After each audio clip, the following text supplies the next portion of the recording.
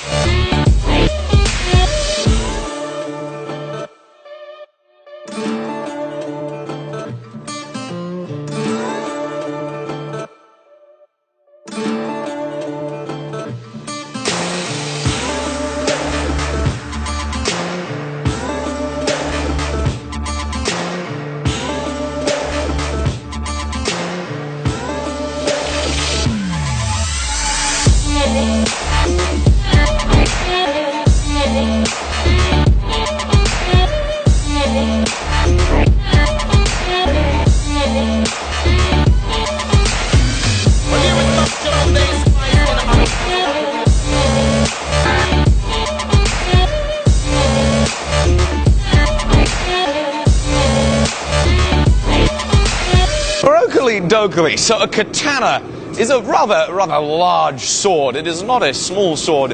It will be the largest sword I have ever made. And right now, a little issue there. We are indeed a pretty decent fair ways away from the length that we need this to be. So indeed, we still need a pretty decent amount more length, and right about now it's 9mm thick, which is quite a ways thicker than it needs to be, but I can't go too thin. So I'm going to take about 1 millimeter or 2 of the thickness before it is indeed that we start forging the profile of the blade, forging the bevels, forging the tangs and stuff like that. Just get a little closer. Of course, forging the bevels is indeed going to give us a little bit more length, mostly curvature in the blade, as is forging down the tang going to get us some more length too, but we want to get a little closer. Now, I've mentioned a time or two that I'm absolutely terrified about this project. And I'm absolutely terrified as to how this project's going to go. And I have no clue what I'm doing as I build a katana. I really know, nothing about it. And I'm very worried. This is a long blade. This needs to be straight. It needs to be neatly ground. This is a big challenge, and challenges are difficult, and I know for sure once all is said and done, I'm going to be really pleased, or at least once it's all successfully said and done, that I'm going to be very pleased that I undertook the challenge. For goodness gracious, I just feel so incredibly aware about how little I know about this.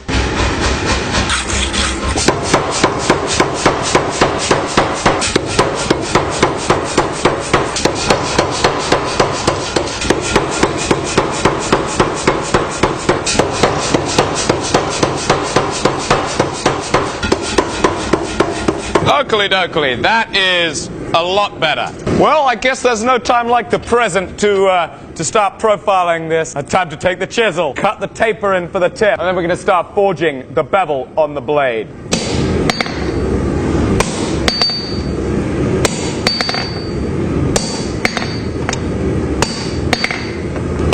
Woo! That's dangerous. Don't do that, kids.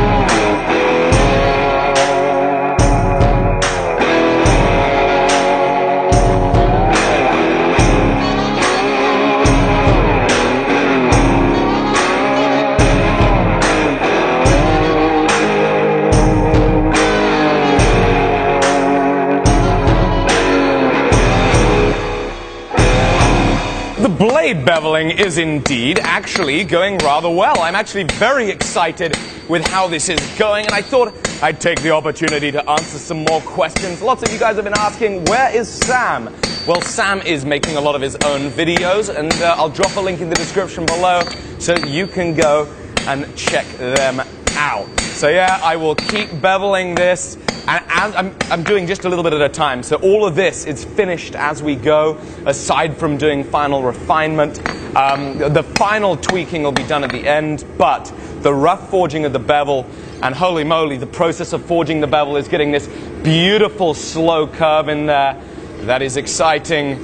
It is time to continue working down the whole rest of the piece, and I think we are getting a nice amount of extra length there as we go too, which is fantastic.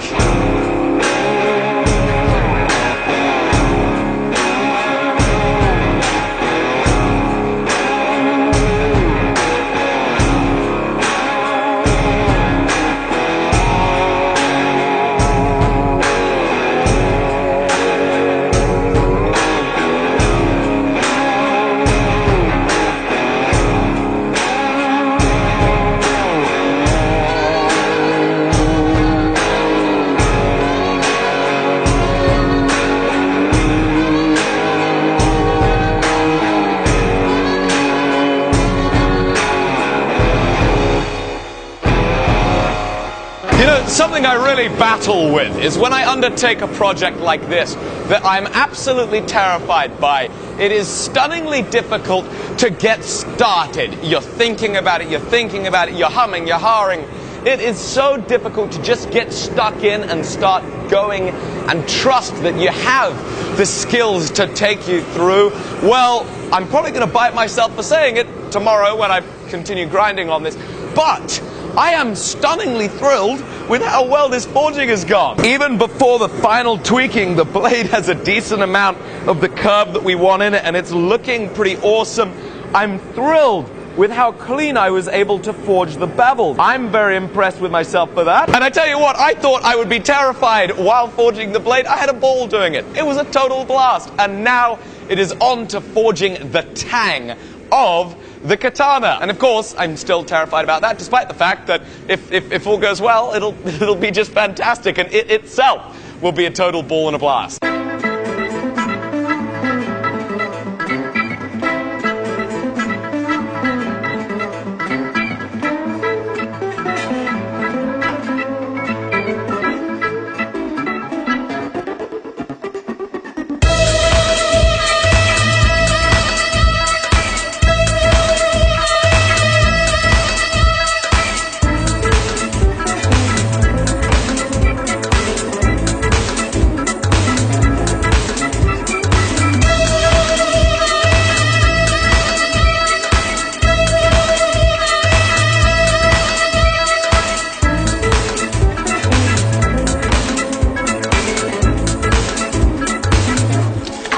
Right, that's a 30-inch blade. That is the longest blade that I've ever made. I've done 3 normalizing cycles on it. I think you probably only saw one on camera. Here is my forge. That is a 14-inch forge, and here is my bucket of quenching oil, for those of you that are curious. 30 inches high. The oil doesn't go to the top of the bucket, and there's no way that I can get that in there deep enough without snapping off a tip. So indeed, ladies and gentlemen, we have an issue, and it's an opportunity to solve said issue. What's the first issue? Well, my forge is not a very long forge, which is fantastic, and you don't need a long forge for making the sword itself. Because when I'm hand hammering the sword, I'm working just teeny weeny little bits at a time. And since I don't have a heat treating furnace, I always rely on my forge, or sometimes an oxypropane torch to harden things. Now, I've gotten away with the forge in the past by painting the heat. What is painting the heat? It is working your piece backwards and forwards across the heat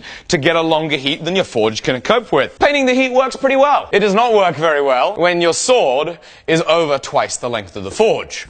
So, what we're going to have to do is we're going to have to build our own forge. A forge that is capable of heating longer lengths. And this is how we're going to do it. This is a piece of channel section. Here is a piece of tube. And we're going to have the piece of tube inside the the channel section. We're going to be forcing air into the tube. We're going to have a multitude of holes inside the tube, and we're going to be going old school, or we're going to be using coke to harden this blade. So this piece is obviously a little bit too short, as you can see. And so we fixed it. And now we have a long piece of steel, and we're going to go into the mill, and we're going to drill some relatively large holes across the entire length, so that when we fill up the entire thing with charcoal, coke, when we fill up the entire thing with coke, indeed, we will have a heat that goes the entire length.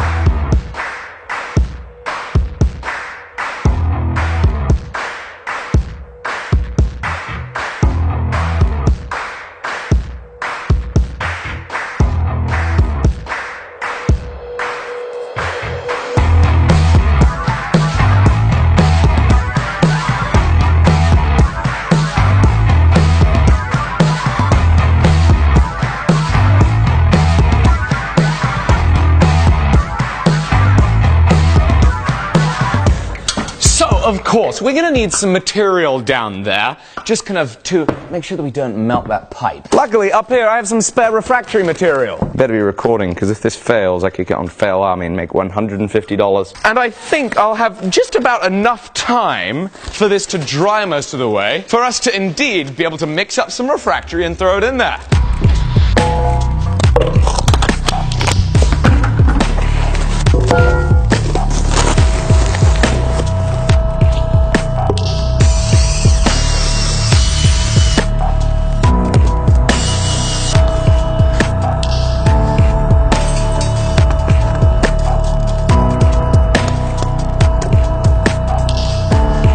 Righty-ho, so that'll dry overnight. And now our sword is cool, and so we're going to do some grinding.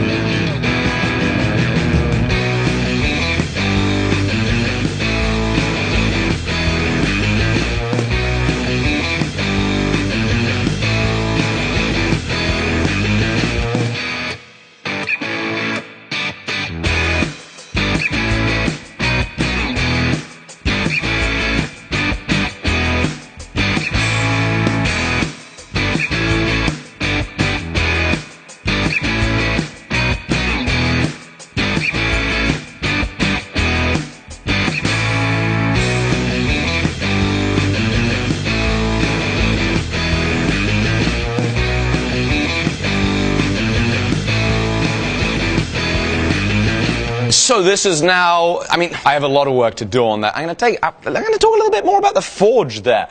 So what is the idea? Now, something like this would work a lot better if I had a little bit of a wider pan there, so that when we mound our coke up. Now, what is coke? You might not know. Coke is a refined form of coal. So they take coal, they put it in an oven, so to speak. The sulfur burns off. You end up with a very, very clean, almost pure carbon material that is coke. They use that in actual manufacturing process of steel, and lots of people use that as their fuel for the forge. And so tomorrow morning, Jamie is going to, thank you, Jamie. Jamie is going to pick some some up from the Coke merchant. So with the 225 kilo bags of Coke, we should have plenty enough fuel tomorrow to now take this little makeshift forge.